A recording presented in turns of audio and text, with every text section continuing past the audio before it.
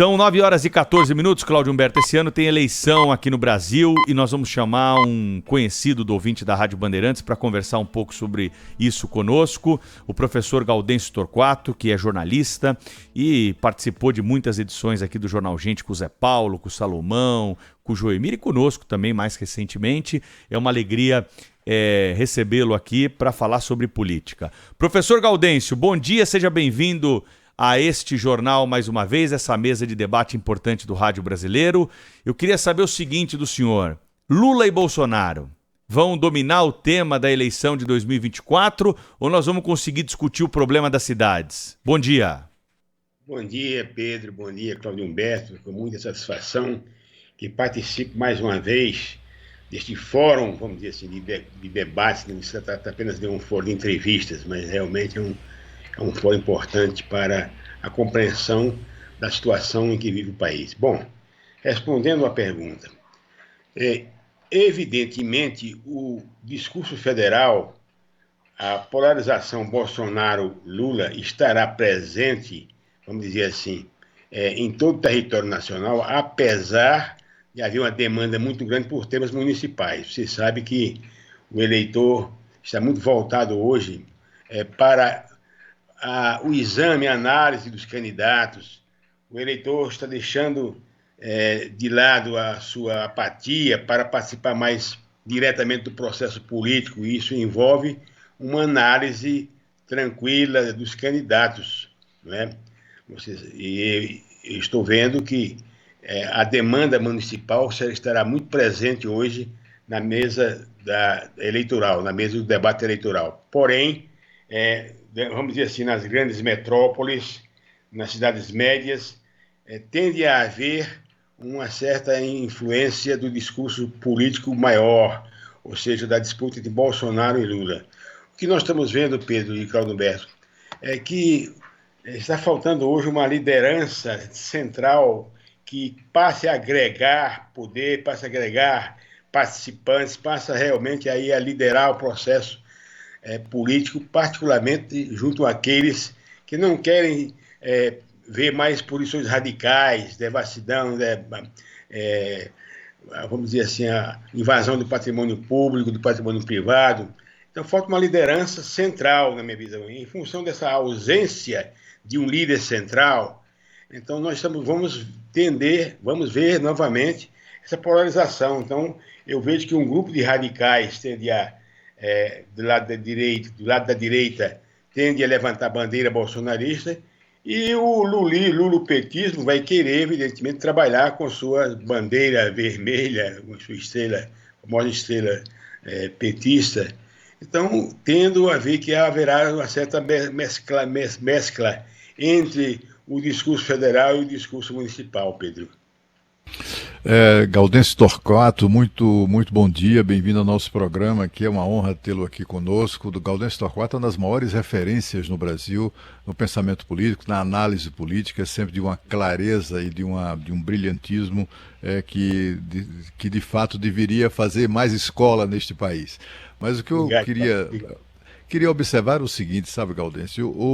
Ontem o presidente Lula não é exatamente um principiante, né?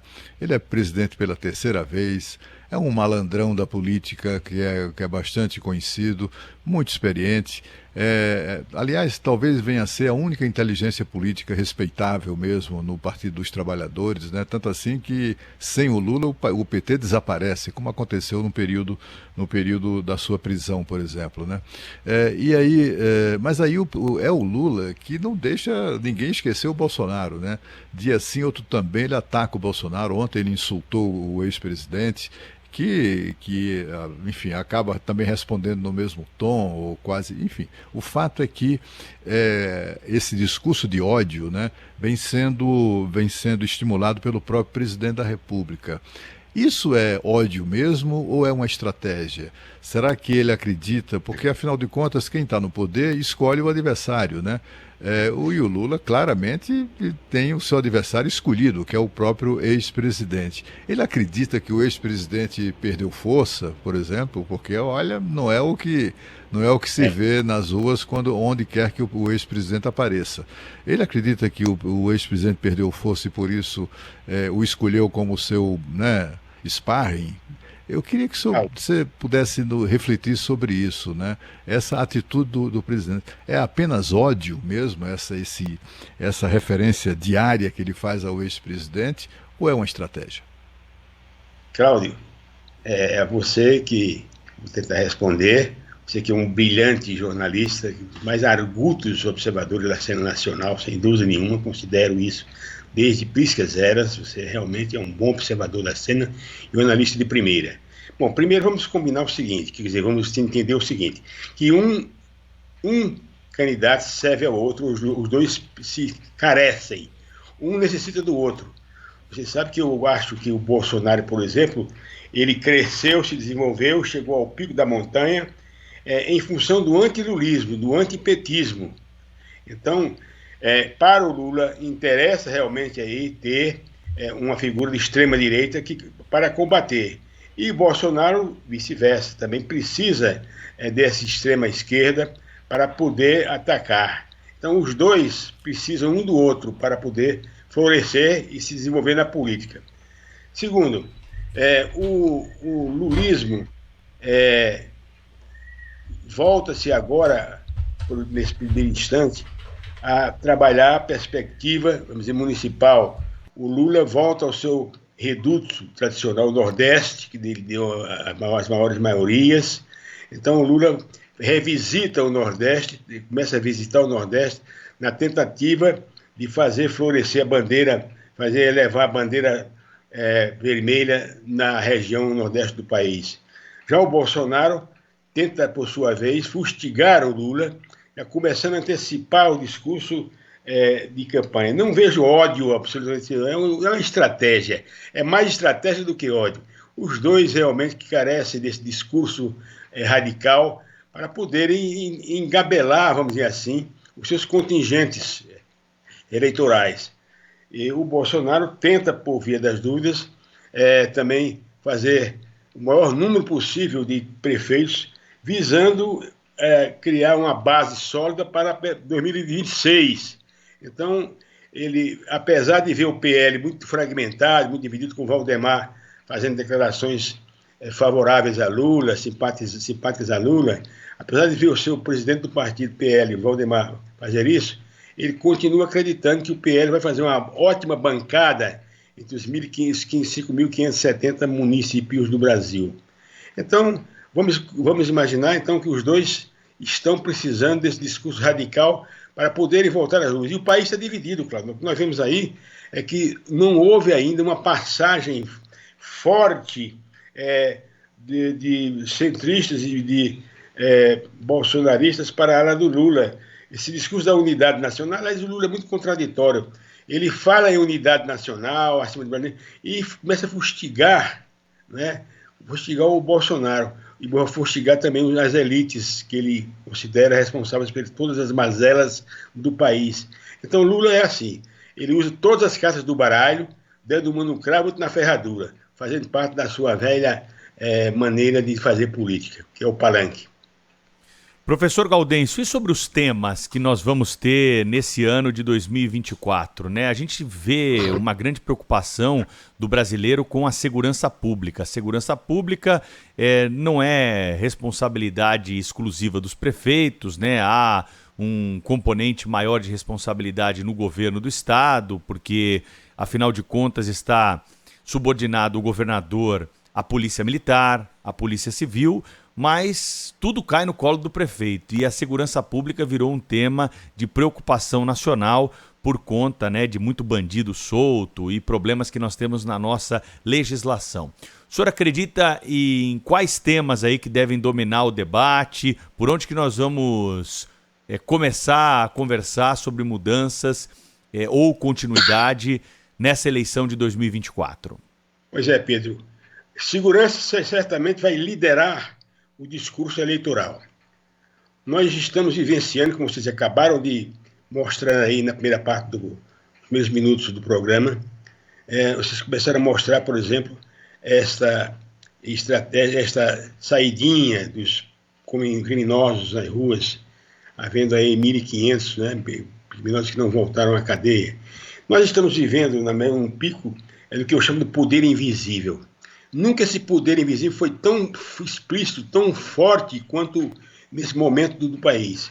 Ou seja, a bandidagem está assumindo a cara, inclusive dando as caras, sem mais se preocupar em denúncia, em medo de prisão. Nós vimos no Rio de Janeiro, por exemplo, né, uma facção criminosa começaram a extorquir a prefeitura no sentido de querer receber R$500 mil para liberar a obra de uma concessionária numa área lá do Rio de Janeiro. Ou seja, não há mais escrúpulos, né? Há uma disfarçatez completa. O poder invisível, esse poder da bandidagem, poder ilegal, o poder que se confronta com o poder formal, o poder do Estado. Os cárceres viraram escritórios da bandidagem. Então, esta temática, Pedro, na minha visão, vai dominar na campanha.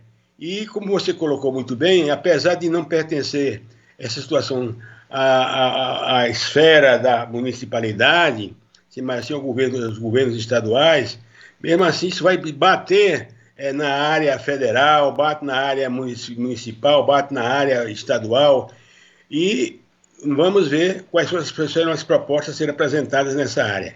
O ministro Lewandowski vai levar aí o sarrubo para esta área da segurança pública. É possível que esse procurador que vai assumir esse cargo possa endurecer, é possível que ele endureça as suas ações, mas eu vejo que ao lado deste problema da segurança, outros assuntos vão dominar. Por exemplo, eu sempre me valho da minha equação Bobacoca. Você se lembra disso, Pedro? Bobacoca. Bo é bolso, barriga, coração, cabeça.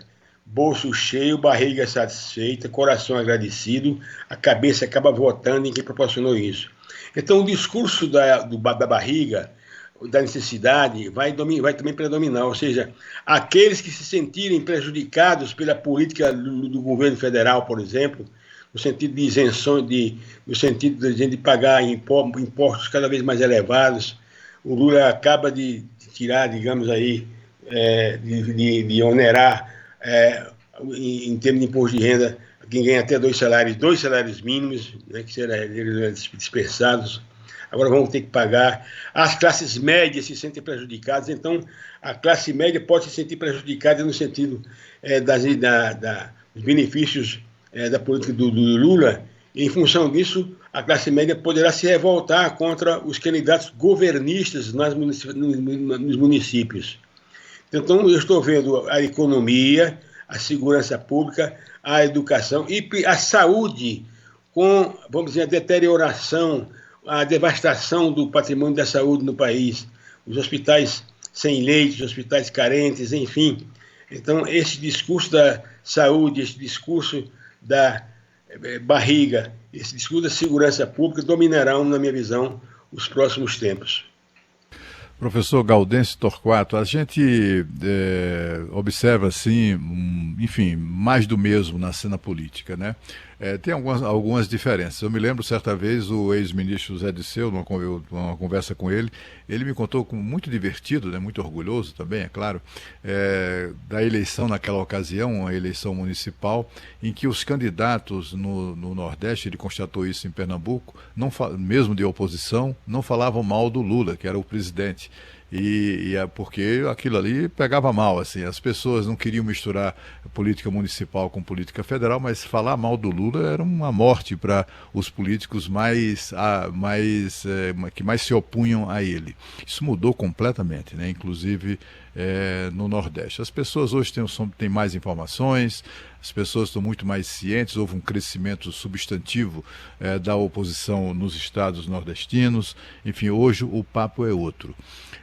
Esses dias eu também participei eu entrevistei o presidente nacional do Partido Progressista, o senador Ciro Nogueira, do Piauí, do Piauí, ele que foi chefe da Casa Civil do Bolsonaro, E ele disse durante a entrevista que, na opinião dele, o PT deve sofrer a mais devastadora derrota eleitoral da sua história este ano nas eleições municipais. Você acredita nisso? Olha, eu não chegaria a essa afirmação tão peremptória, tão dura, tão firme, mas acredito que o PT não terá o sucesso, como dizer, que se espera, tendo em vista o fato de ser governado hoje o país pelo PT, por Lula, né? Tenho a impressão que haverá sempre um contingente muito participativo a enfrentar o lulopetismo. Então, no Nordeste, por exemplo, enganam-se aqueles que acham que o PT e o Lula vão dominar de ponta a ponta a região.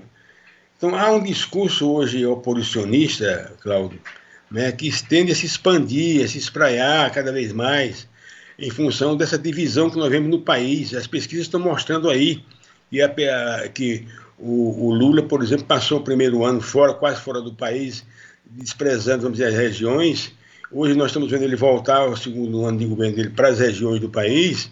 O primeiro ano foi um ano em que ele tentou procurar resgatar a imagem internacional do Brasil e praticamente relegou, vamos dizer assim, ao segundo plano as demandas regionais.